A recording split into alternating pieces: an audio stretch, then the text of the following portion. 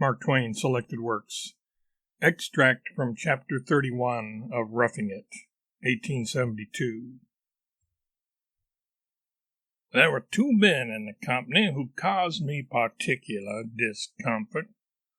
One was a little Swede about 25 years old who knew only one song, and he was forever singing it. By day we were all crowded into one small stifling bar-room, and so there was no escaping this person's music. Through all the profanity, whiskey-guzzling, old sledge, and quarreling, his monotonous song meandered with never a variation in its tiresome sameness. And it seemed to me at last that I would be content to die in order to be rid of the torture. The other man was a stalwart ruffian called Arkansas, who carried 2 revolvers in his belt and a bowie knife projecting from his boot, and who was always drunk and always suffering for a fight. But he was so feared that nobody would accommodate him. He would try all manner of little wary ruses to entrap somebody into an offensive remark, and his face would light up now and then when he fancied he was fairly on the scent of a fight.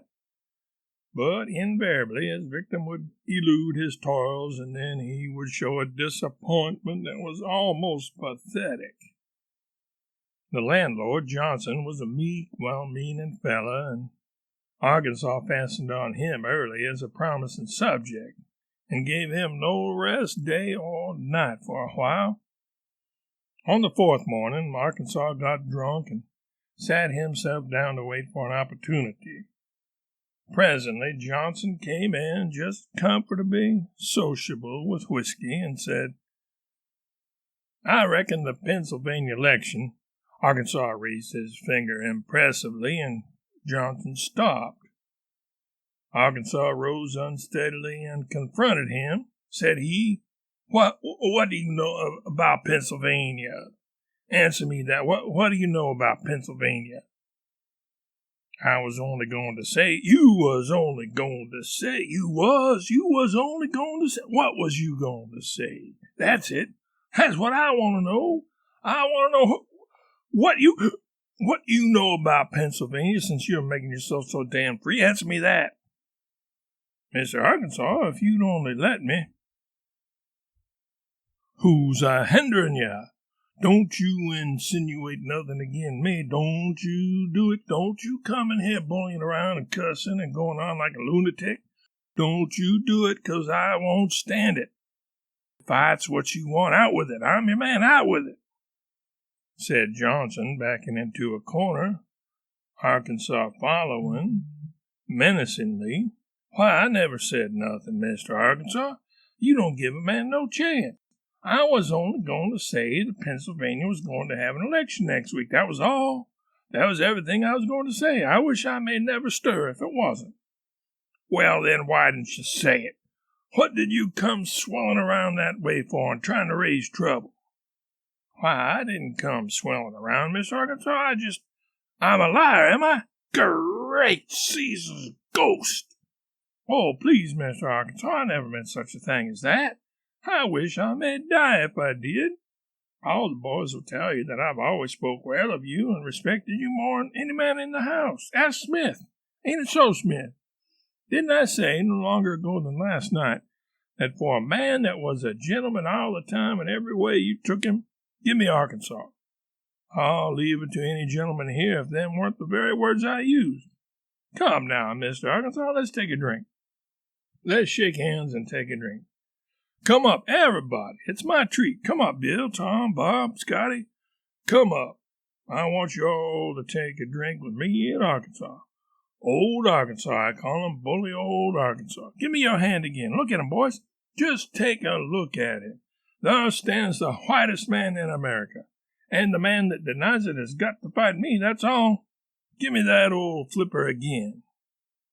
They embraced with drunken affection on the landlord's part and unresponsive toleration on the part of Arkansas, who, bribed by a drink, was disappointed of his prey once more. But the foolish landlord was so happy to have escaped butchery that he went on talking, when he ought to have marched himself out of danger.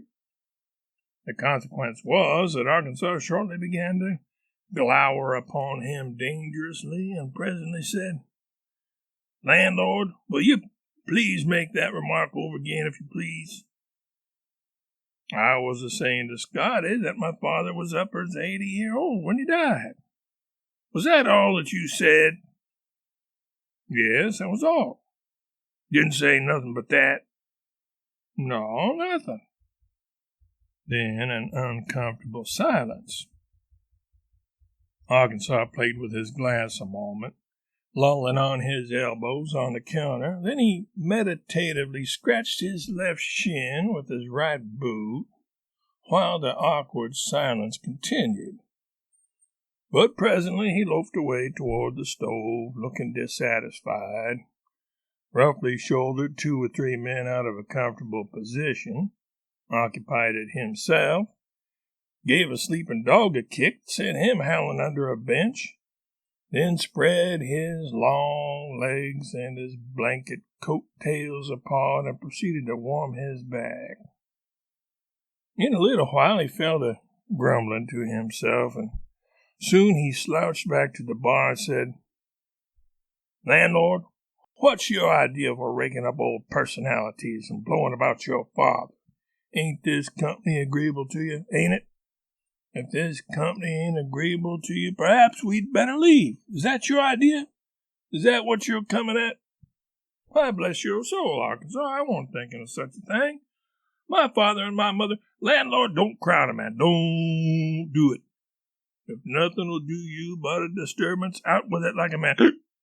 But don't rake up old bygones and fling 'em in the teeth of a passel of people that wants to be peaceable if they could get a chance. What's the matter with you this morning, anyway? I never see a man carry on so." "Arkansas, I really didn't mean no harm, and I won't go on with it if it's unpleasant to you. I reckon my liquor's got into my head, and what with the flood and having so many to feed and look out for—" "So that's what's a-rankling in your heart, is it? You want us to leave, do you? There's too many on us. You want us to pack up and swim, is that it? Come." "Please be reasonable, Arkansas. Now you know that I ain't the man to—" "Are you a-threatening me? Are you? By George, the man don't live that can scare me. Don't you try to come that game, my chicken, 'cause I can stand a good deal, but I won't stand that. Come out from behind that bar till I clean you. You want to drive us out, do you? You sneaking, underhanded hound? Come out from behind that bar. I'll learn you to bully and badger and browbeat a gentleman that's forever trying to befriend you and keep you out of trouble." "Please, Arkansas, please don't shoot. If there's got to be bloodshed—" "You hear that, gentlemen? Do you hear him talk about bloodshed? So it's blood you want, is it, you raving desperado? You'd made up your mind to murder somebody this morning. I know it perfectly well. I'm the man, am I? It's me you're going to murder, is it? But you can't do it without I get one chance first, you thieving, black-hearted, white-livered son of a nigger. Draw your weepon." With that, Arkansas began to shoot, and the landlord to clamber over benches, men, and every sort of obstacle in a frantic desire to escape. In the midst of the wild hubbub, the landlord crashed through a glass door, and as Arkansas charged after him, the landlord's wife suddenly appeared in the doorway and confronted the desperado with a pair of scissors. Her fury was magnificent. With head erect and flashing eye, she stood a moment and then advanced with her weapon raised. The astonished ruffian hesitated and then fell back a step. She followed. She backed him step by step into the middle of the barroom, and then, while the wondering crowd closed up and gazed, she gave him such another tongue-lashing as never a cowed and shame-faced braggart got before, perhaps. As she finished and retired victorious, A roar of applause shook the house, and every man ordered drinks for the crowd in one and the same breath. The lesson was entirely sufficient. The reign of terror was over, and the Arkansas domination broken for good. During the rest of the season of island captivity, there was one man who sat apart in a state of permanent humiliation, never mixing in any quarrel or uttering a boast, and never resenting the insults the once cringing crew now constantly leveled at him. And that man was Arkansas.